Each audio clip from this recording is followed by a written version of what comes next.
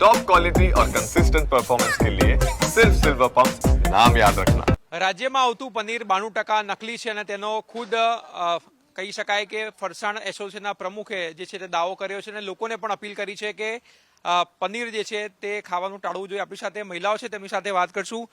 બેન, જે પ્રકારથી ફરસાણ એસોસિએશનના પ્રમુખે ઘટસ્ફોટ કર્યો કે 92% પનીર રાજ્યમાં નકલી ઠલવાતું હોય છે, તમને કેટલો ડર લાગે છે અને સરકારે શું ધ્યાન રાખવું જોઈએ આમાં? સરકારશ્રીએ તો પગલાં ચોક્કસ લેવા જોઈએ આશુતોષભાઈ, બિકોઝ કારણ કે દરેકની ફર્સ્ટ ચોઇસ પનીર જ છે, રાઈટ। ગમે તે તમે ઘરમાં આઈટમ બનાવો, રેસીપીમાં દરેકમાં પનીર તો આપણે યુઝ કરીએ જ છીએ। તો દૂધ અને દૂધની બનાવટોમાં જે ભેળસેળ ચાલી રહી છે અત્યારે, તો કંઈક અંશે આપણા ક્યાંક ને ક્યાંક હેલ્થ ઉપર પણ ઘણી બધી અસર થાય છે એની, અને ચોક્કસ સરકારશ્રીએ આ વિશે વિચારવું જોઈએ। આપણી હેલ્થ માટે હેલ્થ ડિપાર્ટમેન્ટ પણ વિચારવું જોઈએ। અને જે આ ડુપ્લિકેટ જે પનીર વેચાય છે હોટલ્સમાં, રેસ્ટોરન્ટમાં બધે વેચાય છે, ડેરીઝમાં વેચાય છે, તો ત્યાં આપણે ત્યાં કડક પગલાં લેવા જોઈએ, આ આગળ થતું અટકાવવું જોઈએ, જેથી આપણી હેલ્થ ઉપર એની અસર ના થાય।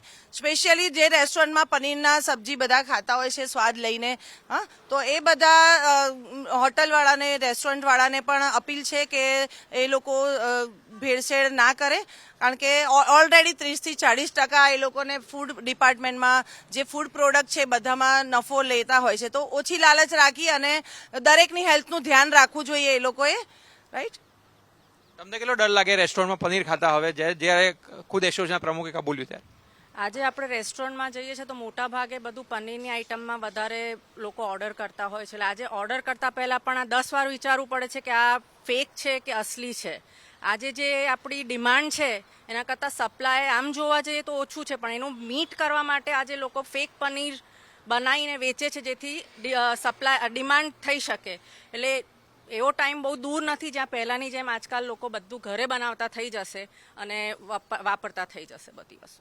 ગુડ સોર્સ ઓફ પ્રોટીન કહેવાય છે પનીર, પરંતુ હવે તમને કેટલો ડર લાગશે અને શું થવું જોઈએ માનો છો? સાચી વાત છે, પનીરને ગુડ સોર્સ ઓફ પ્રોટીન કહેવાય। કિડ્સને પણ પનીર આપતા હોઈએ છીએ, ઘણા કિડ્સ તો થોડું ફ્રાય કરીને પનીર ખાતા હોય, પણ જો આટલું બધું ભેળસેળવાળું પનીર મળે તો કિડ્સને તો બહુ જ એમની જે હેલ્થ હોય, ગ્રોઈંગ ચાઇલ્ડને બહુ નુકસાન થાય। અને આપણે બી જે લોકો જેટલા જે પ્રાઇસ પ્રમાણે લેતા હોય છે પનીરના, તેવી એમને વિનંતી છે કે તમે આટલા બેનિફિટ લો છો તો બને તો પ્યોર થોડું પનીર આપો, તમે પણ થોડું વિશ્વાસથી પનીર ખાઈ શકીએ, બરાબર છે। અને બીજું એ કે જેમ હિલીબેને વાત કરી એ પ્રમાણે કે તમે ઘરે બનાવીને પનીર ખાઓ તે પ્યોરેસ્ટ ફોર્મ ઓફ પનીર રહે, અને બધા ક્યાં લાઈવ કિચનમાં જશે, ક્યાં ઘરે પનીર બનાવતી જશે, એટલે પનીર તમે જેટલું પ્યોર ફોર્મમાં આપો હોટલવાળા, એટલે તમને નમ્ર વિનંતી છે કે તમે પ્યોર ફોર્મમાં જ પનીર અમને આપો, તમે લાલચ ખોટી ના રાખશો। તમને કેટલો ડર લાગે બેન પનીર ખાતા હવે, કારણ કે નકલી પનીર ધૂમ વેચાઈ રહ્યું છે અને ખબર નથી પડતી કે અસલી છે કે નકલી છે? ત્યારે અત્યારે યંગસ્ટર્સ ઘરનું ખાવાનું છોડીને અવોઇડ કરીને પછી બહાર હોટલમાં જમવાનું વધારે પ્રિફર કરે છે। ત્યારે હવે આ ન્યૂઝ સાંભળીને એવું થાય છે કે પોતાના છોકરાઓને બહાર રેસ્ટોરન્ટમાં જવા દેવા કે ઘરે જ એ પ્રકારનું બનાવીને એમને જમાડવા।